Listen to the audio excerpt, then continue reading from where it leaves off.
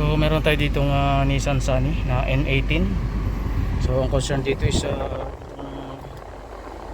camera sa likod. So wala siyang display, wala siyang image. Inspection na natin to, saka dinayagnos na rin natin to. So ang problema nito is yung camera sa likod. So papalitan natin ng rear camera. So, wala siyang image. Wala. Papalit tayo ng camera. Papalitan natin tong camera. So, tatanggalin lang naman natin tong cover na to. So bali meron lang siyang mga clips. Tatanggalin lang muna natin to. So tinanggal ko na tong cover. So meron lang naman siyang mga plastic na clips. So meron siya isang connector. So tanggalin lang natin yung connector.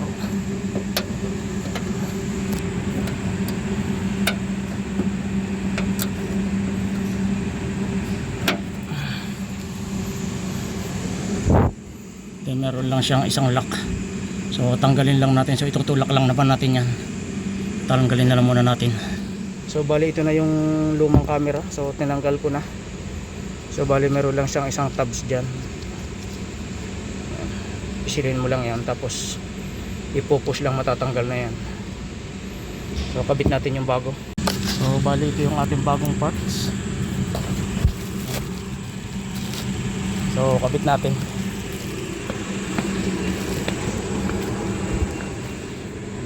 So bali naikabit na natin itong bago.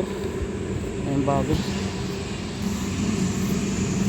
So, nailak na natin yan. So, kabit lang natin itong isang connector.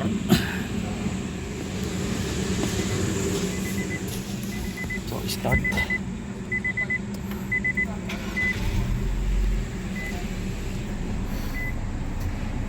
Reverse. So meron na siyang image. Okay na siya.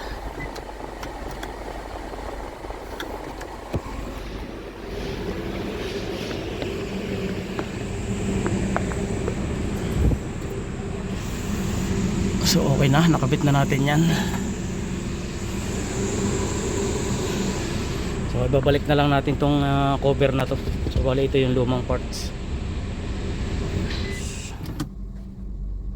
So okay na, meron na siyang image. So before wala siyang image. Nasira yung ating camera sa likod. Okay na siya.